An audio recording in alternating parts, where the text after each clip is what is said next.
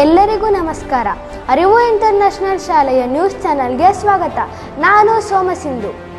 ಈಗ ವಾರ್ತೆಗಳ ವಿವರ. ಅರಿವು ಶಾಲೆಯ ವಿದ್ಯಾರ್ಥಿಗಳು ಇತ್ತೀಚೆಗೆ RTO ಕಚೇರಿಗೆ ಭೇಟಿ ನೀಡಿ ಅಲ್ಲಿನ ಹಲವಾರು ಮಾಹಿತಿಗಳನ್ನು ತಿಳಿದುಕೊಳ್ಳಲಾಯಿತು. ನಮಸ್ಕಾರ, ನನ್ನ ಹೆಸರು ರುಚಿತಾ. ನಾನು ಅರಿವು ಇಂಟರ್ನ್ಯಾಷನಲ್ ಸ್ಕೂಲ್ ನ್ಯೂಸ್ ಚಾನೆಲ್ನಿಂದ ಮಾತನಾಡುತ್ತಿದ್ದೇವೆ. ಇಂದು ನಮ್ಮ ನಗರದ RTO ಕಚೇರಿಯಲ್ಲಿ ಇದ್ದೇವೆ. ಈಗ ಒಳಗೆ ಹೋಗಿ ನಮಗೆ ಬೇಕಾದ ಮಾಹಿತಿಗಳನ್ನು ತಿಳಿದುಕೊಳ್ಳೋಣ, ಬನ್ನಿ.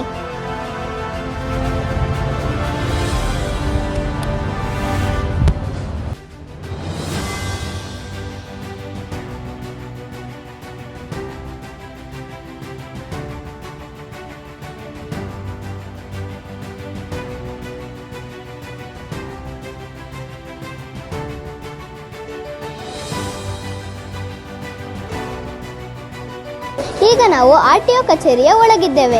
ನಮಗೆ ಬೇಕಾದ ಮಾಹಿತಿಯನ್ನು ನೀಡಲು ನಮ್ಮೊಡನೆ ಇದ್ದಾರೆ ಮಧುಸೂದನ್ ಸರ್ ಅವರು. ಬನ್ನಿ, ಅವರನ್ನು ಮಾತನಾಡಿಸುವ ಮೂಲಕ ನಮಗೆ ಬೇಕಾದ ಮಾಹಿತಿಗಳನ್ನು ತಿಳಿದುಕೊಳ್ಳೋಣ.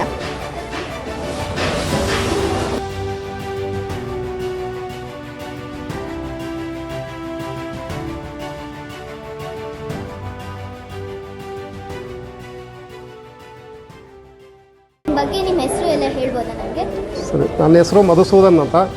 ಇದೇ ತುಮಕೂರಲ್ಲೇ ಓದಿದ್ದು, ಡಿಪ್ಲೊಮಾ ಓದಿದ್ದು ತುಮಕೂರಲ್ಲಿ. ಇಲ್ಲಿ ಪಕ್ಕದಲ್ಲೇ ಕಾಲೇಜ್ ಇದೆ, ಇಲ್ಲೇ ಓದಿದ್ದು. ಆಫ್ ಮೋಟರ್ ವೆಹಿಕಲ್ಸ್ ಅಂತ. ರೋಡ್ ದಾಟಬೇಕಾದ್ರೆ ಹುಷಾರಾಗಿ ದಾಟ್ರಿ. ಯಾಕಂದರೆ ನೀವು ಸರಿಯಾಗಿ ರೋಡ್ ದಾಟ್ತಾ ಇದ್ರೂ ಸಹ ಬರೋ ವೆಹಿಕಲ್ಸ್ ಅವರು ನೆಗ್ಲಿಜೆನ್ಸ್ ಇರ್ಬೋದು. ಅದಕ್ಕೋಸ್ಕರ ನಮ್ಮ ಜೀವ ನಮ್ಮ ಕೈಯಲ್ಲಿ ಇಟ್ಕೋಬೇಕು. ಬೇರೆಯವರಿಗೆ ನಂಬ್ಕೊಂಡು ನಾವು ರೋಡ್ಗೆ ಹೋಗ್ಬಾರ್ದು. ಹೆಲ್ಮೆಟ್ ಹಾಕ್ಬೇಕು. ಯಾಕೆ ಹಾಕ್ಬೇಕು ಹೆಲ್ಮೆಟು? ಯಾಕೆ ಹಾಕಬೇಕು? ಯಾಕಂದರೆ ಮೇಯ್ನು ಬೇರೆ ಕಡೆ ಏಟು ಬಿದ್ದರೂ ಪ್ರಾಣ ಹೋಗೋಲ್ಲ, ತಲೆಗೆ ಬಿದ್ದರೆ ಬೇಗ ಪ್ರಾಣ ಹೋಗುತ್ತೆ. ಅದಕ್ಕೋಸ್ಕರ ಫಸ್ಟು ಹೆಲ್ಮೆಟ್ ಹಾಕಿ, ಸೀಟ್ ಬೆಲ್ಟ್ ಹಾಕಬೇಕು. ಕಾಲು ಹೋಗ್ಬೇಕಾದ್ರೆ ಸೀಟ್ ಬೆಲ್ಟ್ ಹಾಕ್ತಾರೆ.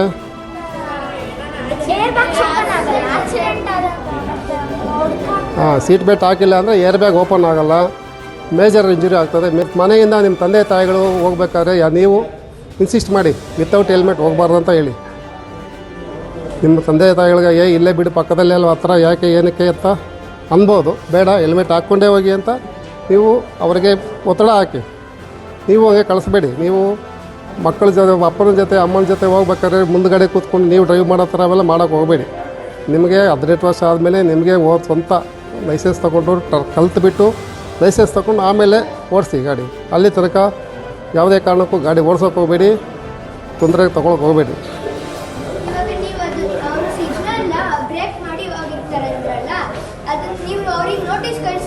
ಹೌದು,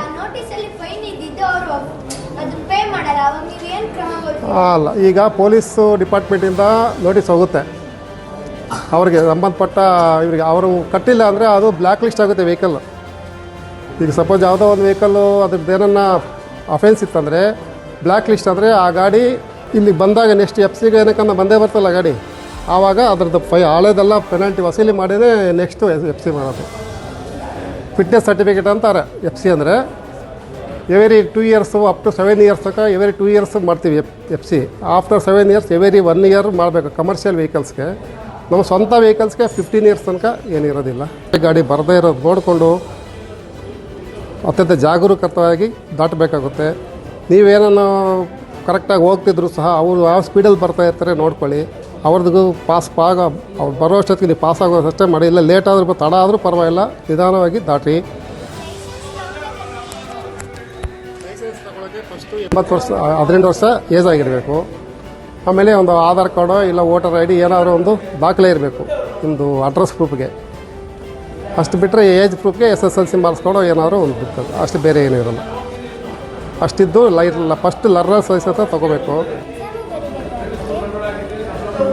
ಈಗ ಫಸ್ಟು ಲರ್ನರ್ ಲೈಸೆನ್ಸ್ ತೊಗೋಬೇಕು, ಅಂದರೆ ಕಲಿಕಾ ಅನುಜ್ಞಾ ಪತ್ರ ಅಂತೀವಿ. ಅದಕ್ಕೆ ಆನ್ಲೈನಲ್ಲಿ ಈಗೆಲ್ಲ ಆನ್ಲೈನೇ ಟೆಸ್ಟ್ ಇರ್ತದೆ. ನಿಮಗೆ ಆನ್ಲೈನಲ್ಲಿ 15 ಮಾರ್ಕ್ಸ್ ಟೆಸ್ಟ್ ಇರುತ್ತೆ. ಅಲ್ಲಿ ನಿಮಗೆ ರೋಡ್ ಸಿಗ್ನಲ್ ಬಗ್ಗೆ, ಸಂಚಾರ ನಿಯಮಗಳ ಬಗ್ಗೆ ಮತ್ತು ರಸ್ತೆ ನಿಯಮ ಕಾನೂನುಗಳ ಬಗ್ಗೆ ಕೆಲವು ಕ್ವಶನ್ಸ್ ಕೇಳ್ತಾರೆ. ಅದರೊಳಗೆ ಪಾಸ್ ಹಾಕೋಬೇಕು. ಪಾಸ್ ಆದರೆ ನಿಮಗೆ ಲರ್ನರ್ಸ್ ಲೈಸೆನ್ಸ್ ಅಂತ ಕೊಡ್ತಾರೆ ಫಸ್ಟು.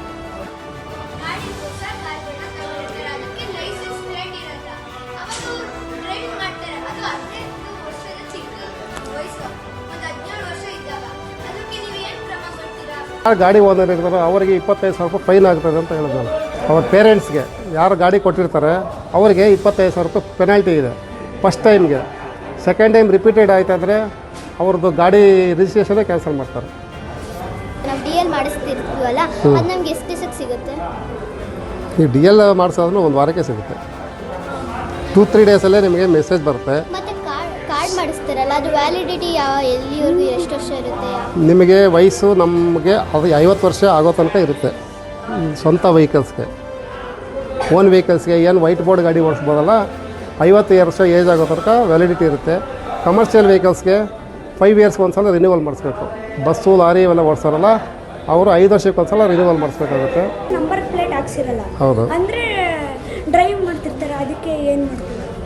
ಈಗ ಹೊಸ ರೂಲ್ಸ್ 2020ರಲ್ಲಿ ಬಂದ ಯಾವುದೇ ಗಾಡಿ ರಿಜಿಸ್ಟ್ರೇಷನ್ ಇಲ್ಲದಲೇ ಆಚೆಗೆ ಬರೋಂಗಿಲ್ಲ. ವಿತೌಟ್ ರಿಜಿಸ್ಟ್ರೇಷನ್ ವೆಹಿಕಲ್ ಆಚೆಗೆ ಬರೋದೇ ಇಲ್ಲ. ಶೋರೂಮ್ನವರೇ ರಿಜಿಸ್ಟ್ರೇಷನ್ ಮಾಡಿ ಕೊಡ್ತಾರೆ. ನಂಬರ್ ಪ್ಲೇಟಲ್ಲಿ ಹಾಕಿರ್ತಾರೆ. ಅದು ಟೆಂಪರರಿ ರಿಜಿಸ್ಟ್ರೇಷನ್ ಅಂತ ಹಾಕಿರ್ತಾರೆ. ಆ ರಿಜಿಸ್ಟ್ರೇಷನ್ನು ಕಸ್ಟಮರ್ ಅಂದರೆ ನಾವು ಓನರ್ಗಳಿಗೆ ಕೊಟ್ಟಿರೋಲ್ಲ.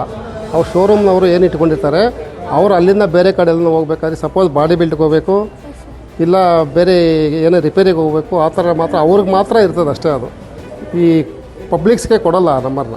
ಟೆಂಪರರಿ ರಿಜಿಸ್ಟ್ರೇಷನ್ ಅಂತ ಬರೀ 1 ತಿಂಗಳಿಗತ್ತೆ ಇರ್ತದೆ. ಅದು ಮತ್ತೆ ರಿನ್ಯೂವಲ್ ಮಾಡ್ಕೋಬೇಕಾಗುತ್ತೆ. ಒಂದು ಮ್ಯಾಂಡೇಟರಿ, ಕಾಷನರಿ, ಇನ್ಫಾರ್ಮೇಟರಿ. ಮ್ಯಾಂಡೇಟರಿ ಇದನ್ನು ನಾವು ಫಾಲೋ ಮಾಡಲೇಬೇಕಾಗುತ್ತೆ.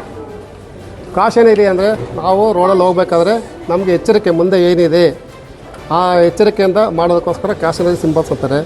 ಇನ್ನು ಇನ್ಫಾರ್ಮೇಟರ್ ಅಂದರೆ ಮುಂದೆ ನಮಗೆ ಮಾಹಿತಿ ಕೊಡೋವಂಥದ್ದು. ಹಾಸ್ಪಿಟಲ್ಸ್ ಇದೆಯಾ, ಸ್ಕೂಲ್ಸ್ ಇದೆಯಾ, ರೈಲ್ವೆ ಸ್ಟೇಷನ್ಸ್ ಇದೆಯಾ, ಪೆಟ್ರೋಲ್ ಬಂಕ್ಸ್ ಇದೆಯಾ ಅದ್ರ ಬಗ್ಗೆ ತಿಳಿಸೋದು ಇನ್ಫಾರ್ಮೇಟರಿ ಅಂತ. ಇದು ಒನ್ ವೇನೇ, ಈ ಕಡೆ ಹೋಗಂಗಿಲ್ಲ, ಈ ಕಡೆ ಮಾತ್ರ ಬರ್ಬೋದು ಅಂತ. ಅಡ್ಡಾಗಿರಿ ಹಾಕೋರಲ್ಲ ಆಪೋಸಿಟು ಹೋಗಂಗಿಲ್ಲ, ಆ ಕಡೆಯಿಂದ ಬರೋರಿಗೆ ಮಾತ್ರ ಅದಷ್ಟೇ ರೋಡು. ಇದು ಬುಲೆಟ್ ಕಾರ್ಡ್ಸ್ ಅಲ್ಲ. ವೆರಿ ಗುಡ್, ಎಲ್ಲ ತಿಳ್ಕೊಂಡಿದ್ದೀರಾ. ಇದು speed limit. Yes, speed limit 50 speed. ಈ ಥರ ಇರೋ ರೋಡಲ್ಲಿ ಸೈಡಲ್ಲಿ ಹಾಕಿರ್ತಾರಲ್ಲ ಅಂತ ಕಡೆ ಅಬೌವ್ 50 km/h ಹೋಗಬಾರ್ದು ಸ್ಪೀಡು. ಅದು ಸ್ಪೀಡ್ ಲಿಮಿಟ್ ಅದು ಅಂತ. ಇದು ಬಿಡ್ತಿದೆ ಅಂತ ಏನನ್ನ ಬ್ರಿಡ್ಜು ಮೋರಿ ಬರ್ತಾವಲ್ಲ ಅಂತ 2 ಮೀಟರ್ಸ್ ಇದೆ ಆಗಲ್ಲ ಅಂತ ತೋರಿಸೋದಕ್ಕೆ ಇದು ಈ ಥರ ಇರ್ತದೆ. ಇದು ಹೈಟು 3.5 ಮೀಟ್ರ್ ಹೈಟ್ ಇರ್ತದೆ. ಯಾವುದೋ ಕೆಲವು ಗಾಡಿಗಳು ಜಾಸ್ತಿ ಹೈಟ್ ಇರ್ತವೆ. ಎಲ್ಲಿರ್ತವೆ ಹೇಳಿ ಈ ಥರ? ಈ ರೈಲ್ವೆ ಗೇಟು, ಅಂಡರ್ ಪಾಸು ಅಂಥ ಕಡೆ ಇರ್ತದೆ. ಅಂಥ ಕಡೆ ಈ ಇಷ್ಟಕ್ಕಿಂತ ಹೆಚ್ಚಿಗೆ ಇರಲ್ಲ ಗಾಡಿ ಅಂತ ಅವ್ರಿಗೆ ಇನ್ಫಾರ್ಮ್ ಕೊಡೋಕ್ಕೋಸ್ಕರ ಹಾಕಿರ್ತಾರೆ. ಮೊಬೈಲ್ ಥರ ಇರುತ್ತಲ್ಲ ಅದೇನು? ಹೈವೇಗಳಲ್ಲಿ ಇರ್ತದೆ. ಅದು ಏನಾದರೂ ಎಮರ್ಜೆನ್ಸಿ ಆದಾಗ ಅಲ್ಲಿ ಕಾಲ್ ಮಾಡಿ ಅವರಿಗೆ ರೋಡು ಟೋಲ್ ಬೂತ್ ಅವ್ರು ಇರ್ತಾರಲ್ಲ ಅವ್ರಿಗೆ ಮಾಹಿತಿ ಕೊಡೋಂಥ ನಮ್ಮ ಹಿರಿಯ ಮೋಟರ್ ವಾಹನ ವೀಕ್ಷಕರು ನಮಗೆಲ್ಲ ಟ್ರೈನಿಂಗು ಕೊಟ್ಟಿರೋದಾಗಲಿ ನಮಗೆಲ್ಲ ಮಾಹಿತಿ ಕೊಟ್ಟಿರೋದಲ್ಲ ನಮ್ಮ ಸಾಹೇಬ್ರಿಗೆ. ಅವರಾಗಲೇ ಡಿ ಎಲ್ ಕೇಳ್ತಾವ್ರೆ ಸರ್.